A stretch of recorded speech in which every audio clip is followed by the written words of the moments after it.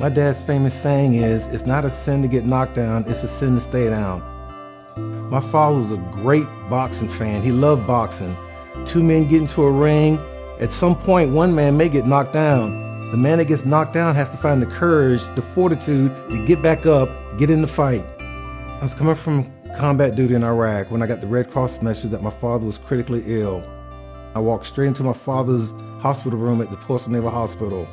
And having gone through combat, I was pretty beat up because of all the situations that I was put under. So I walked into my father's room complaining. My father was actually on his deathbed. I didn't know it at the time. And he looks up at me and says, "Son, what are you complaining about? I was doing my duty. I was healthy. I was strong." He was on his deathbed. He would have traded place with me in a heartbeat. And a few days after I got to the hospital and spent time with him, he died in my arms. His body just gave up. He'd been through so much and he just couldn't suffer anymore. So he left us. My father was Carl Brashear, a poor sharecropper son who joined the Navy.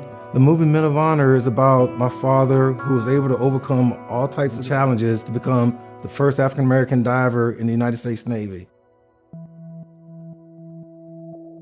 In 1966, there were two Air Force planes conducting refuel operations off the coast of Spain.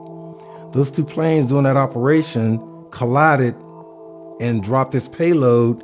My dad was dispatched as a Navy diver with his team to go over off the coast of Spain. The tow line was pulled so tight that the pole off the ship was ripped off, and as it slung across the deck with so much tension, it caught the bottom part of my father's leg and nearly ripped it off right there aboard the ship. They decided that they were going to amputate the leg because it was mutilated so bad from that shipboard accident. The movie shows my father donning the Mark V diving suit, 300 pounds of helmet, breastplate, weights, and shoes. They depict him having to do a 12-step maneuver across a floor wearing all of that weight. That's a pretty light sentence for what my father actually had to go through. It wasn't just walking 12 steps. He had to do it daily for almost a year before the Navy finally decided he could be fit for active duty. He overcame racism. My father overcame poverty. He overcame illiteracy. He lost the bottom part of his leg and was physically disabled. He overcame his alcoholism. It took courage for him to admit he had a problem.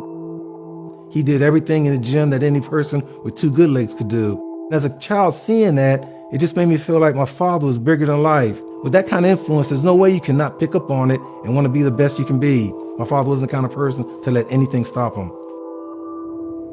The first time I seen a deep sea diver was down in Corpus Christi, Texas. So after seeing that doggone guy in the water, man, I thought that was the best thing since sliced bread. My Iraq deployment was with the Army National Guard in the state of Virginia. Our mission was basically troop transport and material movement. We did that day in and day out under the constant barrage of seeing tracer rounds, IED explosions. I remember a lot of heat, constant heat, felt like a blow dryer in your face. I remember the constant thirst.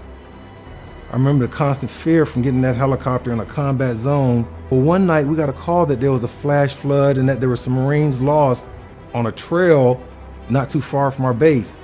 And I remember getting out a couple of times. I would land my helicopter and help my crew chiefs retrieve those bodies that were caught in that flash flood. That's one of the hardest things I've ever done in my life, was to get out that helicopter in a combat operation, retrieve a dead American, bring him back to safety so that family can have closure. I retired after Iraq. I was sitting at home going through my father's stuff one day, and I'm thinking to myself, my father never quit anything in his life. What gives me the right to quit just because my Iraq tour was pretty hard? So I joined the Army Reserve in 2009. Already the Reserve gave me the great opportunity of being in command. I never would have had that chance in the Army National Guard, and the Reserve just gave me a great opportunity to be the leader. Being a warrant officer is so important in today's Army. We have to be able to focus on both entities to support both enlisted and officers, and be a cohort in ourselves as far as being able to be technically and proficiently sound in our job.